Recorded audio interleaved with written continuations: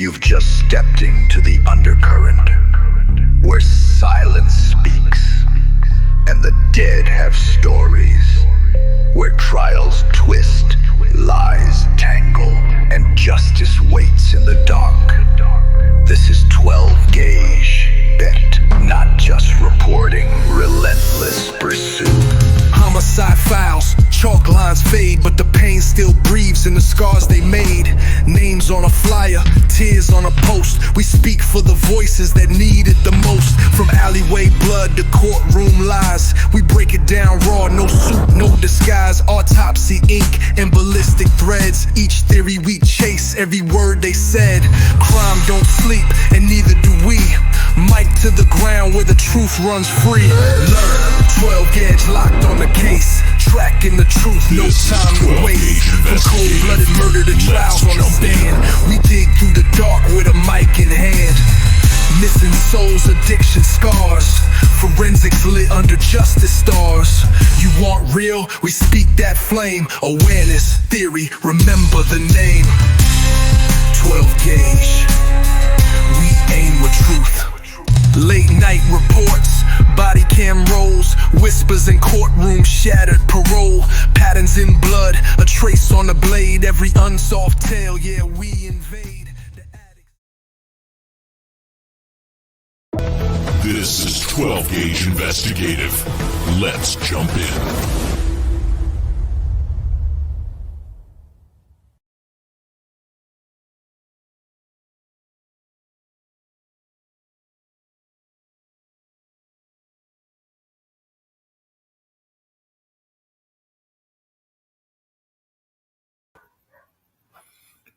All right. How's everybody doing? It's Sunday night, prime time. I didn't feel like going live, and I need to change the date on that. It's not the 25th, it's the 27th. So I don't know why it left that at the 25th, but if you're hearing this, let me put it on the banner. So, no, y'all can understand it. Y'all can hear me talking. Well, tonight I decided to do a recording. This is not a live. This is an upload. But my name is 12 Gauge. This is my channel, 12 Gauge Investigative. I wanted to take another trip inside the house. And while we go into the house, I want to read some of the stuff that we've heard recently about what was going on during the hours while this is supposedly going on. So let's go ahead and begin. Let me go ahead and bring up the video that I have of going in the house, because this is the only one. I can't find any stuff on the internet about this, so we'll have to use my own stuff, which is fine with me. I don't like copying other people's stuff. So here we go. Hold on a second. Okay, that's better. So here we go. We're going to go ahead and start. We're going to go into the house. And after spending the evening out, roommate DM, BF, Kaylee Gonsalves, and Madison Mogan returned to their home at 1122 King Road in the early morning hours of November 13th, 2022. At approximately 2 a.m., they met up with Kaylee's bedroom and talked for a while before going to bed. Here we go.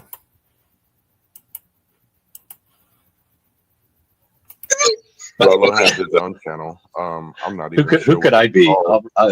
No, I won't even. Was. Let me go ahead. That's my. Here we go. Rolo has his own channel. I'm not even sure. Who could I be? No, I won't even say. I don't want to start stuff. Yeah, please don't. Well, we're being silly right here, so you can be Federal Agent Jeff Heish. Yeah, Special Agent Jeff reporting for duty, sir. Yeah. How's my? Am I loud enough? I haven't used my little mic fine. box in a while. Okay, good. Raina, you're fine. You're fine. I'm just giving you a little static. As I told you guys earlier, we're gonna go back into the house because I did a video like this before, but for some reason I thought that no, you're fine. You don't need to go away. No, Rainer, you're cool. Welcome. You're cool. You're cool. You know, I don't want anybody to feel unwelcome here. I was just giving you a hard time. Not intended to do anything else. I've mistaken him for Rolo myself. Don't worry about it. It happens. Yeah, he has. Now that the house is demolished, I mean, I look back through all my videos and all my emails and stuff, and I couldn't find it. And plus, I couldn't, you know, the video that I did take of the live that I did do on the house, I only got a portion of it. So come on, bro. It's really an awesome thing to go back into the house. And it's always discuss the case with somebody that knows it.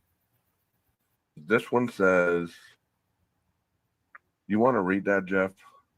Yeah, the mail, David, page 4 and 5. The mail towards the back sliding glass door. DM locked herself in her room after seeing the mail. This leads investigators to believe that the murderer left the scene. That's easy. Thank you. Okay, so as we know, based on things that we've seen in over these last 2 years, we know about this house because, you know, I've done photos on the house, I've done all kinds of stuff on it. And one thing that I did notice that was intriguing to me was there was lights outside. Those lights were on. So let's go back into the perpetrator coming through the sliding door.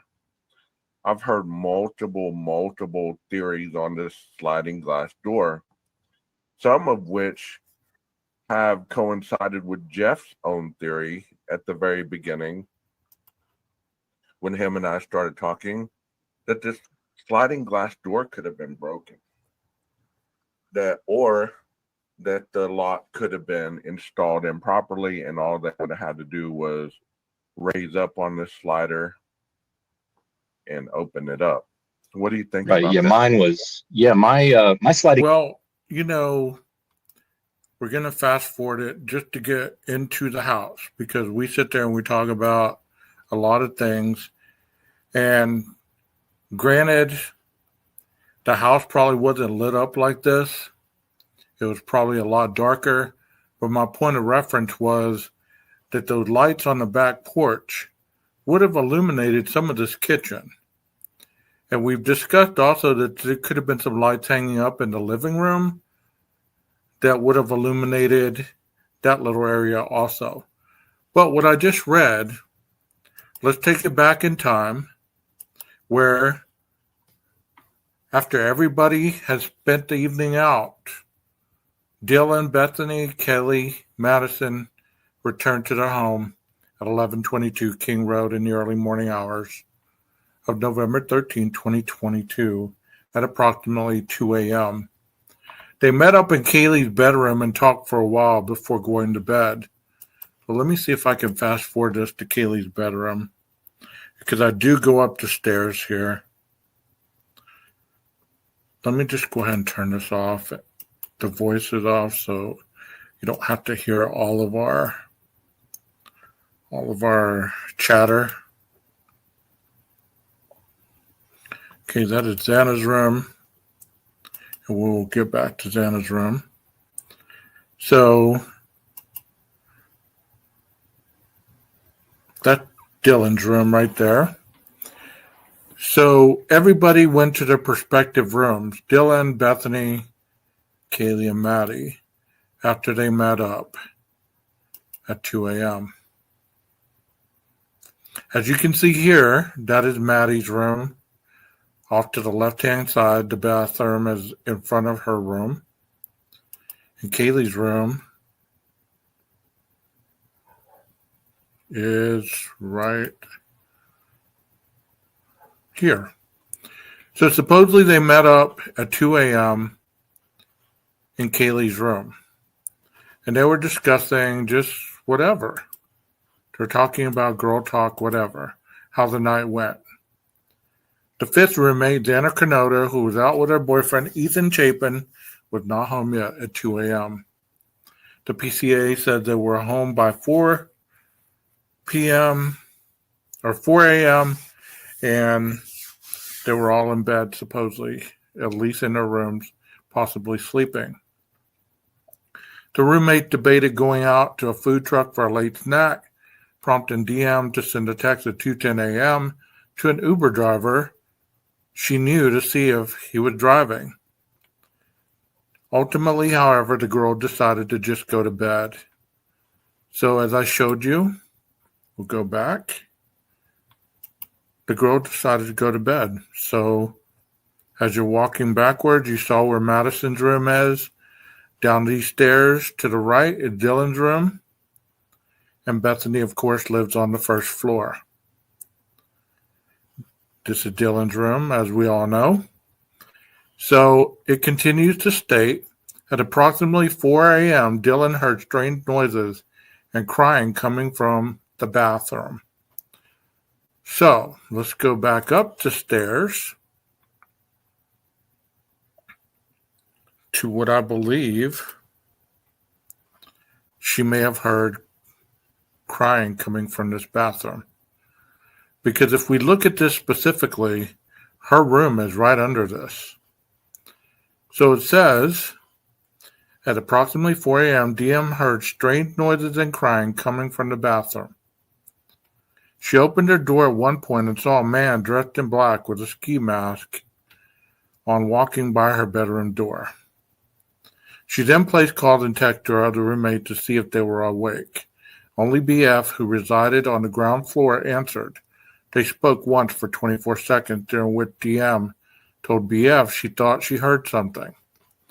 So let's go back to what the PCA said about this. At 1:56, a private party home reported that he provided a ride to Gonsalves and Mogan at approximately 1:56 from downtown Moscow in front of the grub truck to the King Road residence. From 2 to 4, DM and BF both made statements during interviews that indicated the occupants of the King Road residence were at home by 2 and asleep or at least in their room by approximately 4 a.m. PCA page 3. So between 2 and 4, we already found out that at 2:10, they were all gathered together, and then they decided not to get food. Ethan and Xana obviously were not home yet. So they all went to their respective rooms. 2:44, Gonsalves made 7 calls to her boyfriend. 4 o'clock, Cornoto received a DoorDash order. But before that, could Xana have came in a little after 2 and possibly already made the DoorDash order earlier or around that time? Because we've been told that the DoorDash order was delivered at 3:59. So she received a DoorDash order at the residence at approximately 4 or 3:59. Law enforcement identified the DoorDash delivery driver who reported this information. PCA page 3. So let's go down to Xana's room. So this would be the living area as you're going down the stairs. There's the hallway down to Xana's room. So they received a DoorDash at 3:59, which if you look at this angle, you can see the front door right here. So it's not that far of a distance to walk to go get the DoorDash and then walk back up the stairs. As we know, the individual supposedly entered the house approximately 4:08, 4:09. So if she received the DoorDash at 3:59, Let's say it took her probably a couple minutes, if that, to get that DoorDash. Get the DoorDash. If she's the one that went down to get it, she could have been in her room waiting for the DoorDash to be brought up by her boyfriend. Who knows? So by the time he gets up there, 4:03, 4:04. So it's easy to see all this commotion that's going on around 4 o'clock. The DoorDash is being delivered. You know, she hears what she sounded like Gonsalves playing with her dog in one of the upstairs bedrooms, which were located on the 3rd floor. So there's a lot going on. Possibly Murphy heard the DoorDash driver either knock, honk, something.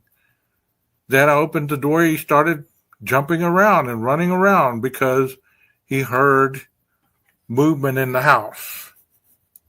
Makes total sense. Because the killer wasn't in the house yet. We've always thought the killer was in the house at this point, and he wasn't. So, we continue on. At 4:12, a short time later, DM said she heard who she thought was Gonsalves say something to the effect of, "There's someone here." This could also have been Kernodle, as she was likely awake and using the TikTok app. Well, if Kernodle was awake and she said there's someone here, that does make sense if she's awake eating her food in her room with the door open. She could have heard the slider come open or slide open. Says, hey, there's someone here. 4:07, 4:08. 4:10, 4:11, 4:12, around that distance, the killer is already in the house. He may have even heard her say, there's someone here. He goes upstairs, does what he does. There's been a lot of people that state that there's been a lot of speculation that Kaylee heard what was going on and walked in and saw the perpetrator doing what he was doing to her friend. Could that have been the thing that happened? Or maybe she heard Xana say there's someone here? Because it happened quick, y'all. She heard Xana say there's someone here. She opens her door. The dog runs out, runs into Maddie's room. She goes after the dog. Sees what's happening on the bed. She confronts the killer to try to get him off of her. He throws her around, possibly into the back wall that's been taken out. Starts stabbing her, maybe punching her to get her off of him. Throws her down on the bed. She cowers in the corner and passes away. He heads down the stairs to Xana's room because he did possibly hear her say there's someone here. So he would know that there's another person awake, especially if this door was open. Her desk or whatever was right here. She could have been on TikTok. She could have been eating, whatever the point. He comes in, either strikes her first, knocking her down, and then starts attacking Ethan. And then stands up after he's attacked him, says, it's okay, I'm going to help you. 4:17, she drops due to her injuries with her head facing toward the wall, her feet facing the door, and he's out the door.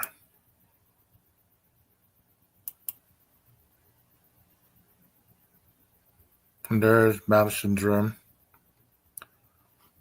I believe that Kaylee came in, saw what was going on. She startled him. He instinctively got up, punched her, or grabbed her. She fought to not be taken, maybe running out of the door, trying to get out. He throws her this way to get her in the room, shut the door, and they start fighting in this area.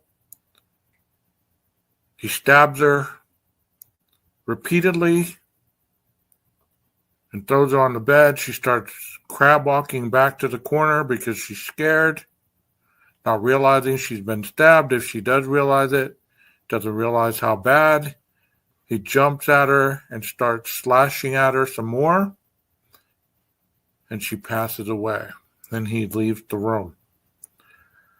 But before all that, I want to tell you that I thought about this today, about how that knife sheath got under her leg. I believe that he carried that knife in. I don't believe that that knife was attached to his boot.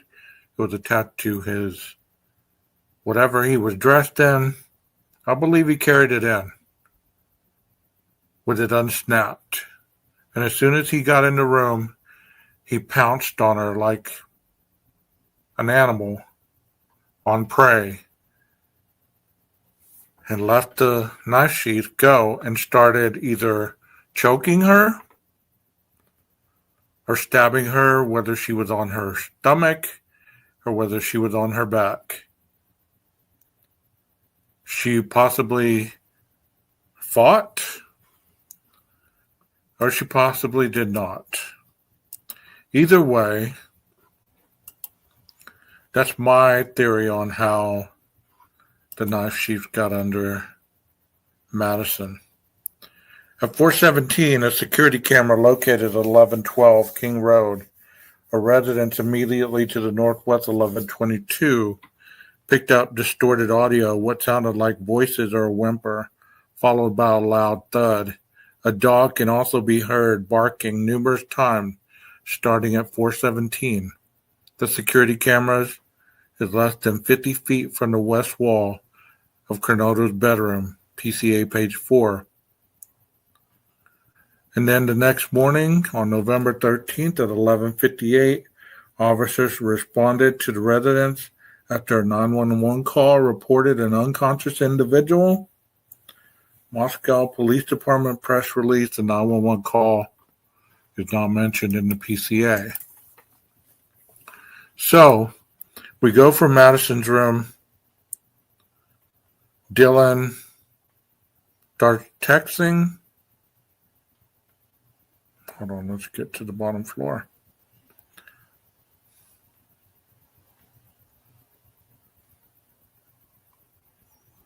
I don't know if I made it to the bottom floor in this video.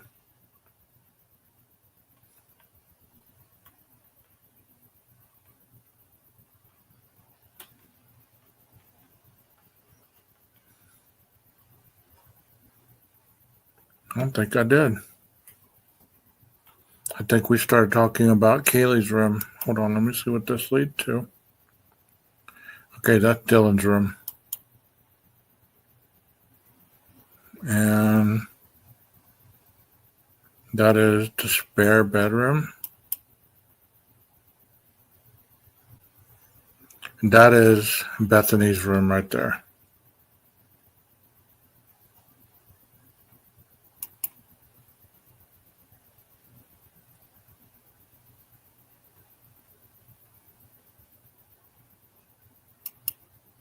Here's a better picture. This is Bethany's room. So they're in the room,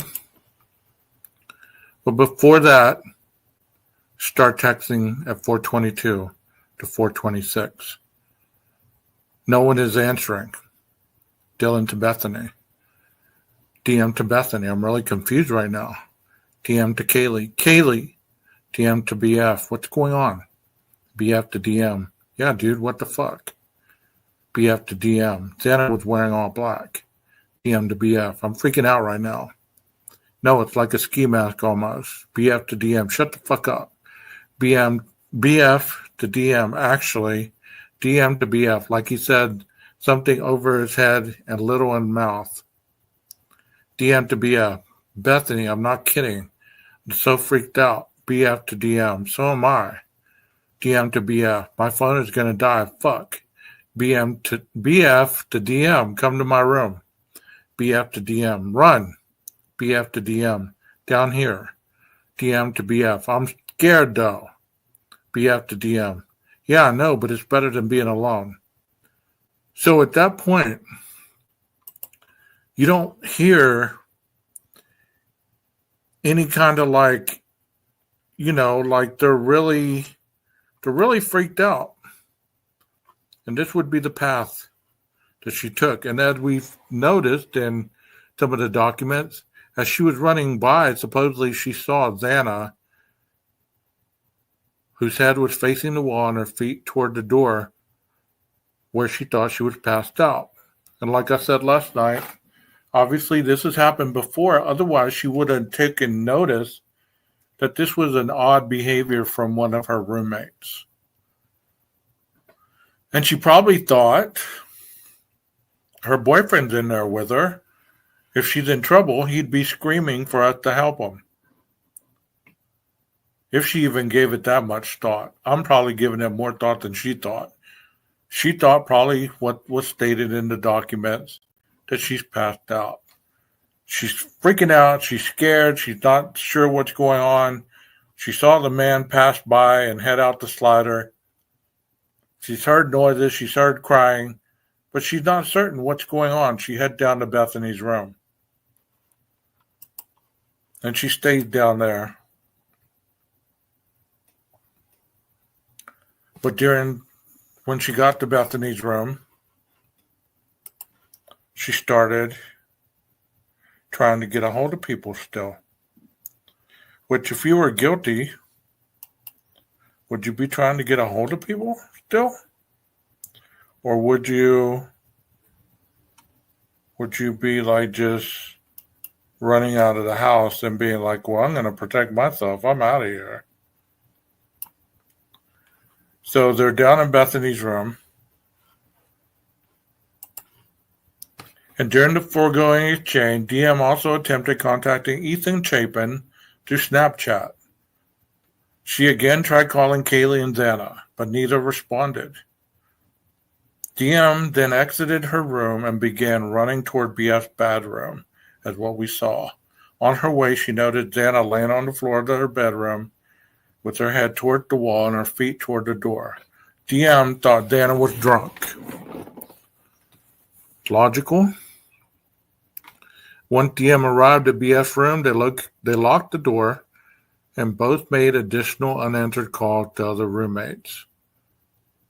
So they're sitting there calling, texting.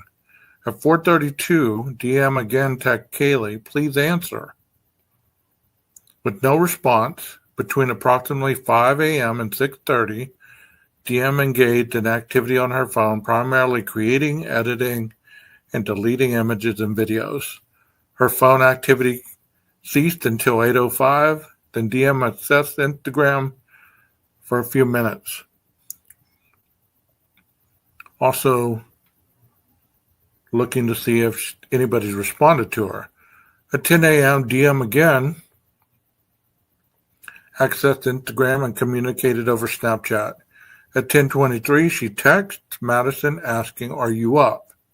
She received no response. DM continued to access Instagram and Snapchat until 11:29 a.m. when she texted Kaylee, are you up? Again, there was no response, which DM thought was strange because Kaylee and Madison were early wakers. DM continued accessing various social media sites, including checking Ethan and Xana's Snapchat locations. At approximately 11:40, DM father texted her about scheduling a time for a chat, to which DM responded. She also received 2 texts from a person named Jenna, stating, bro, and do you guys need me to come get you? At approximately 11:50 a.m., DM called her friend, Emily, and asked her to come over and check the house because she was scared. Emily and her boyfriend, Hunter Johnson, came over. They met DM and BF at the bottom floor of the house. Together, DM, BF, and Hunter started to walk up the stairs to the second floor. When they reached the second floor, let's go back up to the second floor.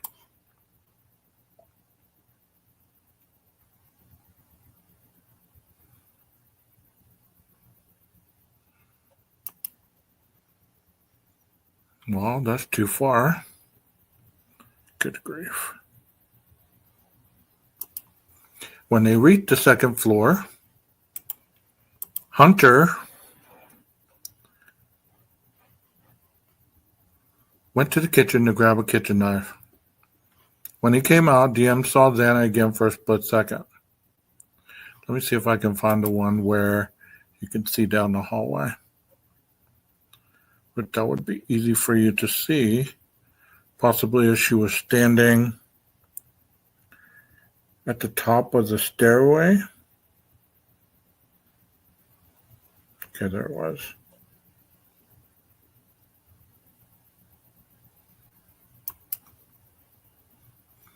They were probably standing right here at the top of the stairway, would be my guess. Hunter went in to get a knife for protection and also probably clearing the kitchen area and seeing if there was anybody hiding anywhere in any of these directions. Probably what took him so long in between calling Xana and everything else is he was probably looking in the room, looking in the bathroom, maybe making sure nobody was in there. Because they said they weren't certain what was going on and they were scared. Hunter Johnson went to the kitchen to grab a kitchen knife. When he came back, DM saw Xana again for a split second, which would be logical. If they're standing right here, it's a straight on shot. Or if they've walked over here with him to the kitchen, as girls usually follow the male, he walks in there, they follow him in there, he walks back out, he starts toward the door, they see her for a split second. It's just common sense. And I just started bawling because I thought she had just like, I don't even know. I thought maybe she was still just drunk and all asleep on the floor. BF also saw Xana lying on the floor. Hunter Johnson told DM and BF to get out. Emily, who had started up the stairs, well, here's the stairs, and Emily was probably walking up behind all three of them. So all three of these individuals were at least right here in this avenue.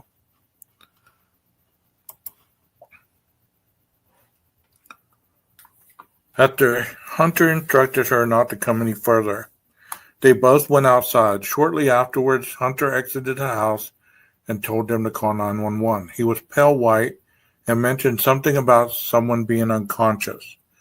At 11:56 a.m., Bethany called 911 from her cell phone and spoke to Carolina Calvin, the 911 dispatcher. The call lasted 4 minutes and 11 seconds. During the call, the phone was passed around to different individuals, including BF, DM, Hunter Johnson, and an unidentified female speaker. Heavy breathing and crying can be heard throughout the call. BF spoke first, stating something is happening, something's happened in our house, and we don't know what. BF attempted to provide the address of the house to the dispatch, but could not continue. And you've heard the 911 call. If you haven't, go to Jeff H's page. He has a great audio rendition of it. It goes right along with this transcript. DM then informed the dispatch that Xana was 20 years old. At that point, Hunter took the phone. Dispatch asked him if she was breathing, to which he answered no. Law enforcement arrived at that point, and after confirming that with DM, the responding officer had a defibrillator, dispatch ended the call. Later, at approximately 1:04 p.m. that day, DM received a vandal alert regarding the homicide. So, there it is. There it is.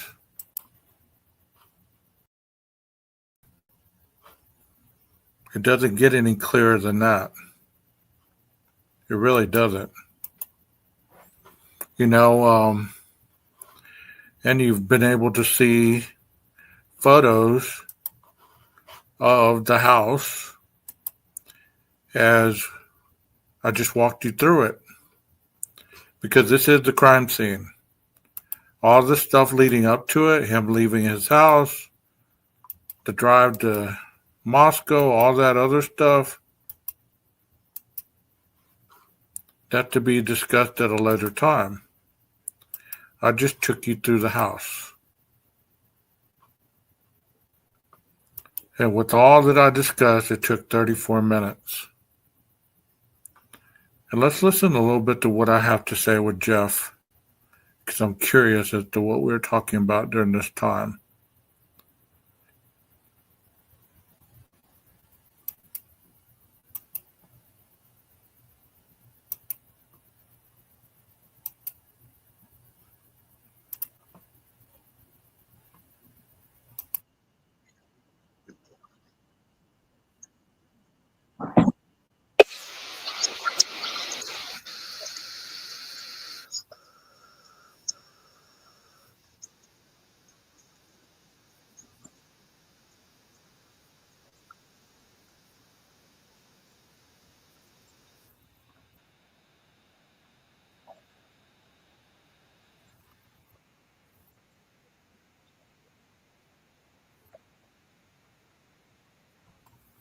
Well, of course, it guides you, and that was interesting forethought. But also, I forgot that I stopped sharing that, so I don't even know if y'all heard any of that.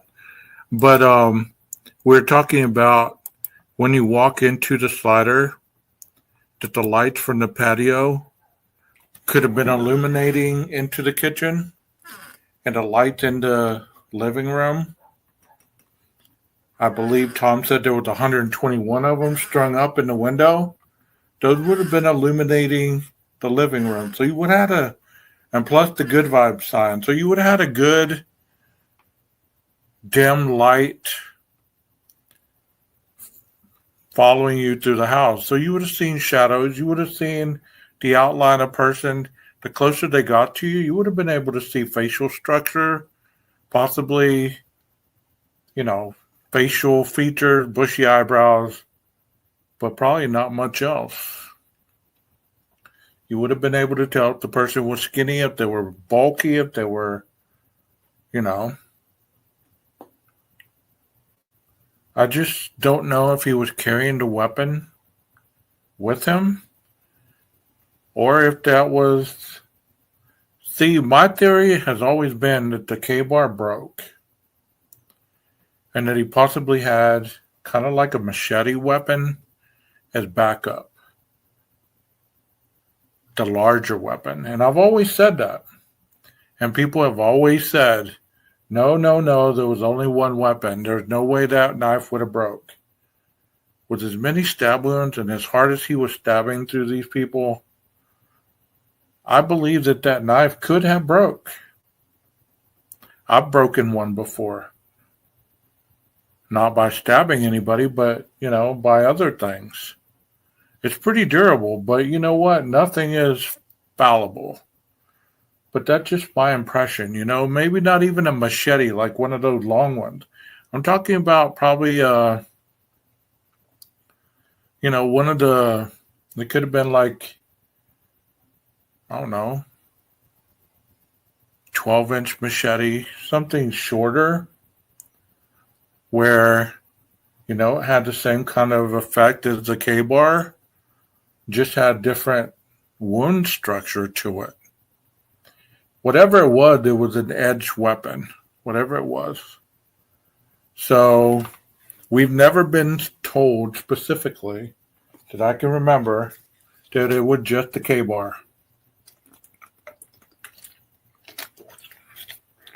I mean, if that's the case, then that would make sense that possibly he was carrying something out that resembled a larger knife. But that's just me thinking out loud. I hope y'all enjoyed that. This is going to be the last one of the night, I promise you, because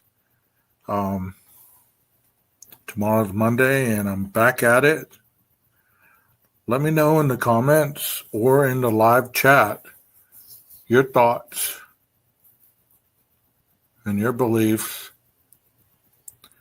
And if you can honestly visualize this as it was happening, regardless of who did it, We've been told how it happened. If we're going to presume innocence for one, we'll presume innocence for everybody until they're guilty, right? That's how it goes. But this man's been indicted. So therefore, obviously they had enough evidence to indict him. This man is still in jail. But we'll see what the jury of his peers have to say.